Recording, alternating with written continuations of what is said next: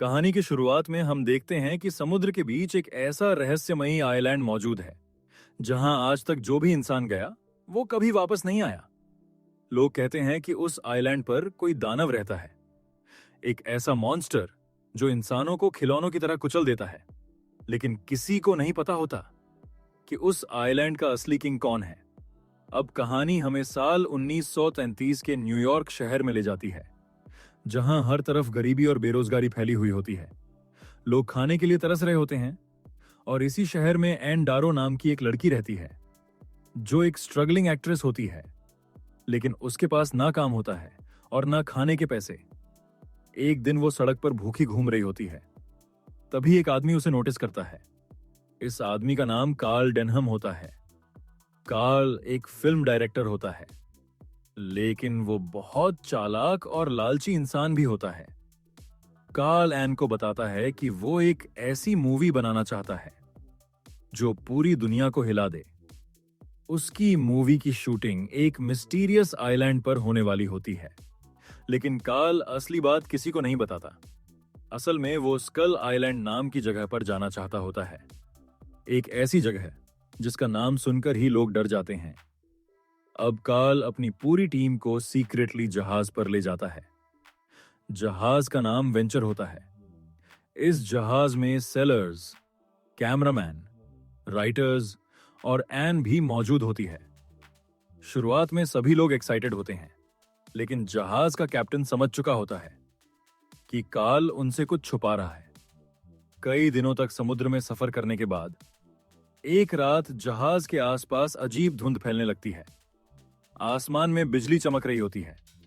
समुद्र की लहरें अचानक खतरनाक हो जाती हैं और तभी धुंध के बीच उन्हें दूर एक आइलैंड दिखाई देता है, स्कल आइलैंड। उस आइलैंड का शेप किसी खोपड़ी जैसा दिखाई दे रहा होता है, जिसे देखकर ही लोगों के अंदर डर बैठ जाता है। जैसे ही जहाज आइलैंड के करीब पहुंचता है, सभी लोग शॉक हो जाते हैं, क्योंकि आइलैंड के चारों तरफ एक बहुत बड़ी दीवार बनी होती है। वो दीवार इतनी विशाल होती है जैसे किसी चीज को अंदर कैद करके रखा गया हो। अब पूरी टीम आइलैंड पर उतरती है। चारों तरफ अजीब आवाजें आ रही होती हैं। ऐसा लग रहा होता है जैसे कोई उन्हें देख रहा हो। तभी अचानक उनके सामने कुछ ट्राइबल लोग आ जाते हैं। इन लोगों का लुक बेहद डरावना होता है। उनके शरीर पर अजीब पेंट लगा होता है और वो किसी अननोन लैंग्वेज में चिल्ला रहे होते हैं।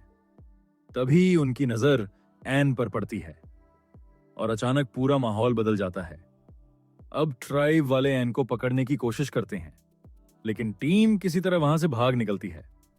सभी लोग जहाज पर वापस आ जाते हैं, लेकिन रात होने के बाद कुछ ट्राइबल लोग सीक्रेटली जहाज पर चढ़ जाते हैं और एन को किडनैप करके आइलैंड पर ले जाते हैं।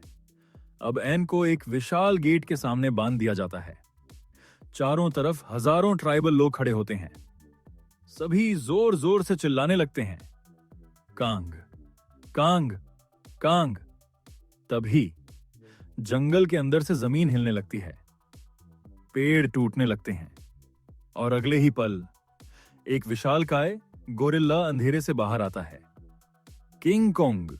कॉन का आकार इतना विशाल होता है कि इंसान उसके सामने चींटी जैसे लग रहे होते हैं। उसकी आंखें बेहद खतरनाक दिखाई दे रही होती हैं। एंड डर के मारे कांपने लगती है, लेकिन कांग उसे मारता नहीं, बल्कि अपने हाथ में उठाकर जंगल के अंदर ले जाता है। दूसरी तरफ पूरी टीम एन को बचाने निकल पड़ती है, लेकिन स्कल आइलैंड कोई नॉर्मल जगह नहीं होती। यहाँ हर तरफ मौत घूम रही होती है। तभी जंगल के अंदर जायंट इंसेक्ट्स हमला कर देते हैं। एक आदमी जायंट स्पाइडर के जाल में फंस जाता है, तो दूसरा जायंट वर्म्स के बीच खींच लिया जाता है। हर तरफ चीख पुकार मच जाती है। अब टीम और अंदर बढ़ती है। तभी उनके सामने जायंट डायनासोर आ जाते हैं। ये डायनासोर इतने बड़े होते हैं कि इंसान उनके सामने कुछ भी नहीं लगते। एक डायनासोर अचानक एक आदमी को मुंह में पकड़ लेता है और उसे जिंदा निकल जाता है।